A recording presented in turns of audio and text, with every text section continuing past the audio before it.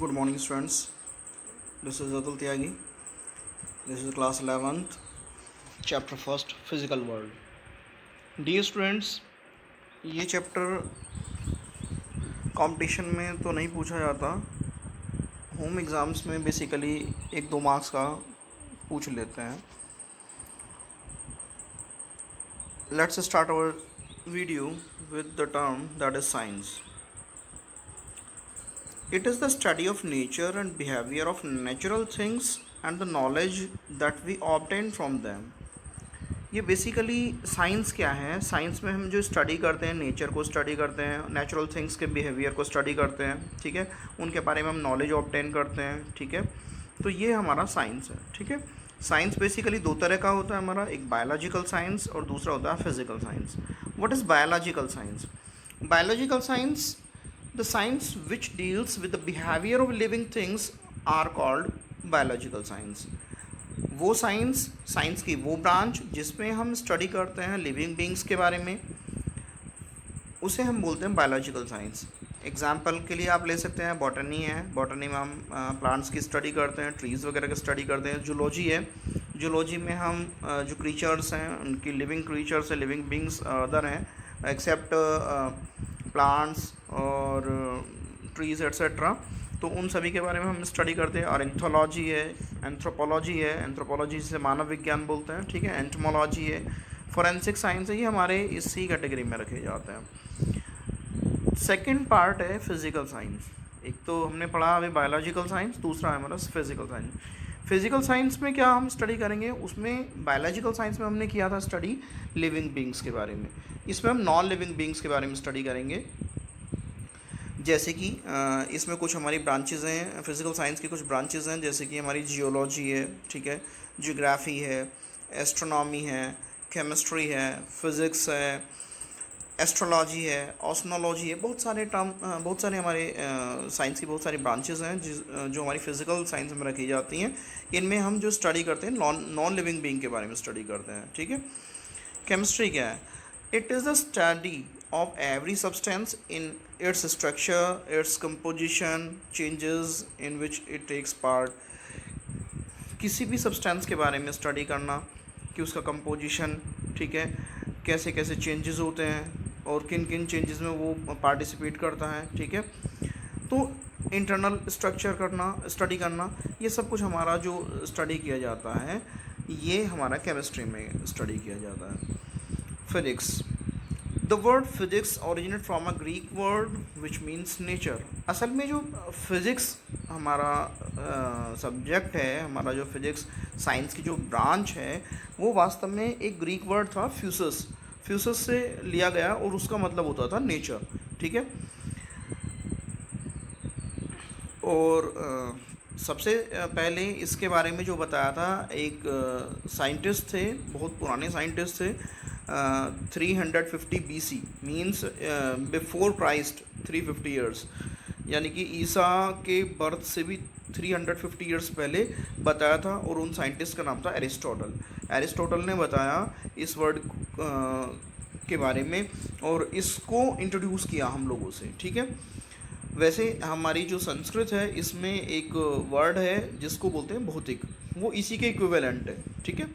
इसका भौतिक का मतलब होता है फिज़िकल वर्ल्ड से संबंधित जो भी चीज़ें हैं वो सब हम भौतिक में स्टडी करते हैं, ठीक है.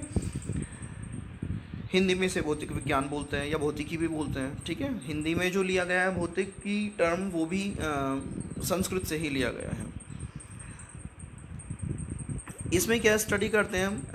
It is a study of natural world which deals with the concept of space, time, motion, matter, energy, radiation etcetera. हम फिज़िक्स में क्या क्या स्टडी करते हैं? स्पेस के बारे में स्टडी करते हैं, टाइम के बारे में स्टडी करते हैं, ठीक है, मोशन के बारे में स्टडी करते हैं कि कोई बॉडी कैसे मूव कर रही है, ठीक है, मैटर के बारे में स्टडी करते हैं, एनर्जी के बारे में स्टडी करते हैं, रेडिएशन जो है हमारा उसके बारे में स्टडी करते हैं, ठीक है. So what is scientific attitude? It is the desire to know and understand, questioning all statements, search for data and their meanings, search for verification and consideration of the consequences. किसी भी चीज़ को जानना, उसके पीछे जानने के लिए ललक होना, चॉइस होना, जिज्ञासा होना, क्यूरियोसिटी होना, और जो हमें स्टेटमेंट बता दिए गए हैं उनके बारे में क्वेश्चनिंग होना कि ऐसा क्यों है, यदि ऐसा है तो ऐसा ही क्यों है, वैसा क्यों नहीं है। ठीक है, एग्जांपल ले लीजिए कि यदि कोई बॉडी अर्थ सरफेस से कुछ हाइट से, अर्थ की कुछ हाइट से हम ले लें, अर्थ सरफेस से कुछ हाइट पर कोई बिल्डिंग है, कंसीडर कीजिए, मतलब अर्थ पर कोई बिल्डिंग है और हम उसकी रूफ पर पहुंच जाए और एक स्टोन छोड़ दें तो वो नीचे क्यों गिरता है। ठीक है, तो ये जानना कि वो नीचे ही क्यों गिर रहा है, ऊपर की ओर क्यों नहीं जा रहा, या फिर यदि हमने कोई और बॉडी छोड़ी वो भी नीचे आ रही है इस टाइप से। लेकिन यदि हम वहीं पर कोई चीज़ बर्न कर रहे हैं तो फायर जो होती है ऊपर की ओर मूव करती है, और उसके अलावा जो धुआं है, स्मोक वगैरह है, वो भी ऊपर की ओर मूव करता है। तो वो ऊपर की ओर क्यों मूव कर रहा है जबकि बाकी चीज़ें हमारी नीचे की ओर गिर रही थी। हमने कोई स्टोन छोड़ा, कोई ब्रिक छोड़ी, कोई बुक छोड़ दी, या फिर हमने कोई भी चीज़ छोड़ी, या फिर हम सपोज़ कि हम खुद जंप करने लगे कुछ हाइट से, देखें कि ऊपर की ओर जाते हैं लाइक स्मोक, या फिर नीचे की ओर जाते हैं। ठीक है, ऐसा मत करने लगना, वैसे बस बता रहा हूँ। ठीक है, तो डेफिनेटली आप नीचे की ओर गिरेंगे। ठीक है, इनके बारे में सर्च करना। ठीक है, फिर उस सर्च करने के बाद वेरीफाई करना उसे कि ये वास्तव में केवल इसी केस में सही है या फिर आगे फर्दर केसेस में भी सही है। हो सकता है कोइंसिडेंस रही हो, कोई एक तुक्का लग गया हो इस वाली सिचुएशन के लिए। ठीक है, एंड कंसिडरेशन ऑफ कॉन्सिक्वेंसेस, और जो रिजल्ट्स हैं उनके बारे में उन्हें समझना अच्छी तरह से। ठीक है, ये हमारा साइंटिफिक एटीट्यूड में आता है। ठीक है, साइंटिफिक मेथड क्या होते हैं? साइंटिफिक मेथड क्या है? पहले क्वेश्चन करना।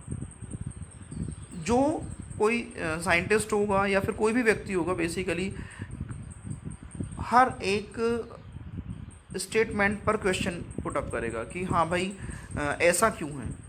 मान लीजिए मैंने आपको बता दिया कि वाटर फ्लो कर रहा है, वो डाउनवर्ड फ्लो कर रहा है, कि सर वो डाउनवर्ड ही क्यों फ्लो कर रहा है, अपवर्ड क्यों नहीं फ्लो कर रहा। ठीक है, या फिर कुछ और एग्जांपल लिया जाता है, एक हमने इंक्लाइंड प्लेन ले लिया, उस पर कोई हमने बॉल रख दिया हाइट पर कुछ, तो नीचे की ओर रोल करने लगता है। ठीक है, आप ये बोल सकते हैं स्लिप क्यों नहीं कर रहा। जैसे कि यदि उसी इंक्लाइंड प्लेन पर यदि आप कोई वुडन ब्लॉक रख दें क्यूबॉइड शेप में और उसे थोड़ा सा और ऊंचा करें और धीरे धीरे स्लाइड करने लगता है। ठीक है, तो ऐसे बॉल ने स्लाइड क्यों नहीं किया, वो स्किड वो रोल क्यों कर रही है, या फिर उस जो हम वुडन ब्लॉक की बात करें वो उसने रोलिंग क्यों नहीं किया। ठीक है, क्वेश्चन करना, उसके बाद रिसर्च करना, इन्फॉर्मेशन गैदर करते हैं। रिसर्च कैसे करेंगे? इन्फॉर्मेशन गैदर करेंगे, इकट्ठा करेंगे, और फिर हम उसके बारे में रिसर्च करना स्टार्ट कर देंगे। नेक्स्ट स्टेप होता है हाइपोथेसिस। ये एक अच्छा गैस होता है जिसके थ्रू हम किसी भी क्वेश्चन का आंसर ढूंढने की कोशिश करते हैं। ये एक वेल मैनर्ड होता है हमारा।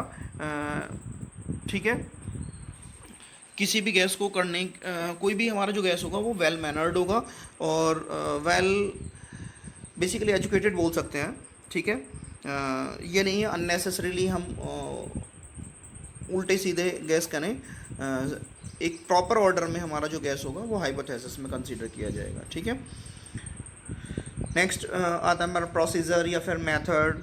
तो बेसिकली क्या है, रिटन और बेसिकली जो written and carefully followed step by step experiment design to test the hypothesis. Basically हमने जो हाइपोथेसिस की है, जो हमने कल्पना की है, जो हमने परिकल्पना की है, उसके लिए हम बार बार डिफरेंट स्टेप्स लेकर एक्सपेरिमेंट्स करते हैं। एक्सपेरिमेंट्स ध्यानपूर्वक करते हैं, कहीं कोई जो स्टेप है उसमें मिस नहीं होना चाहिए।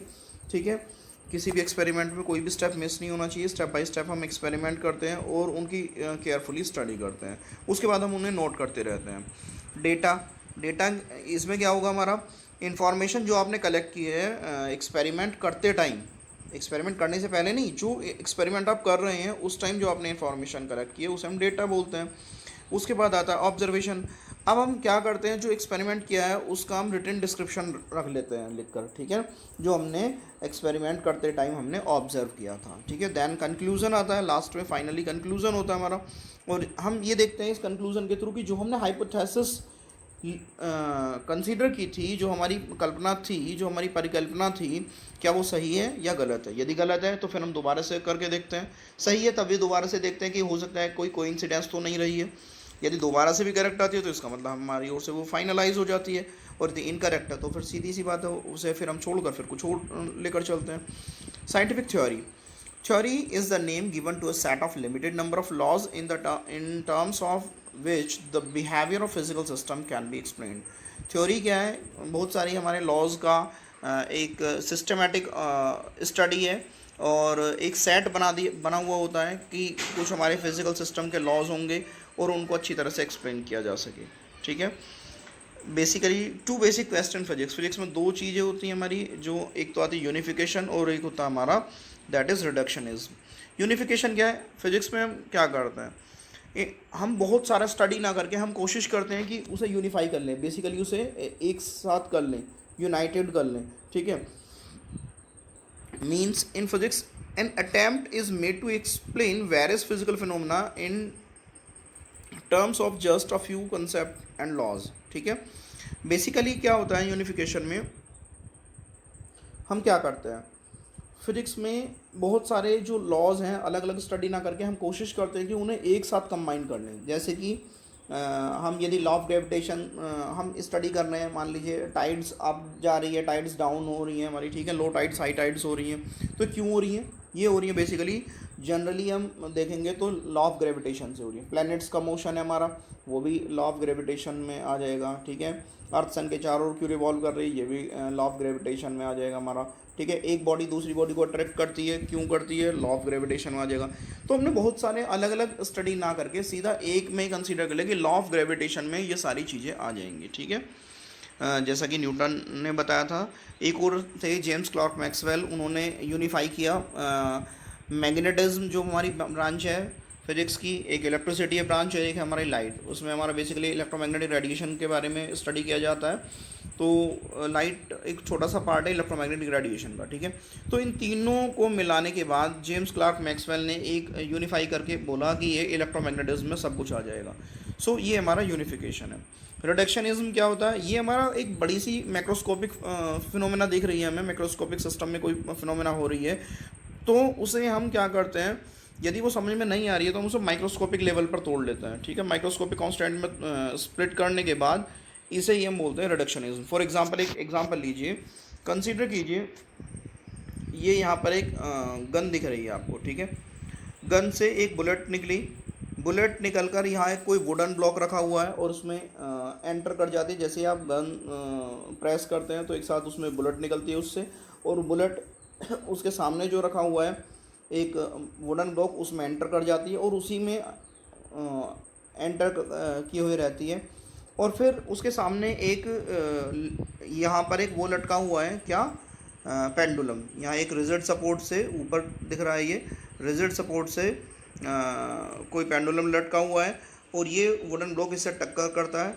ठीक है, और टक्कर करने के बाद कंसीडर कीजिए गिर जाता है। अब यदि हमसे एक पूछा जाए कि ये किस हाइट तक जाएगा, ये जो पेंडुलम है किस हाइट तक जाएगा, तो हमें हाइट फाइंड आउट करनी है।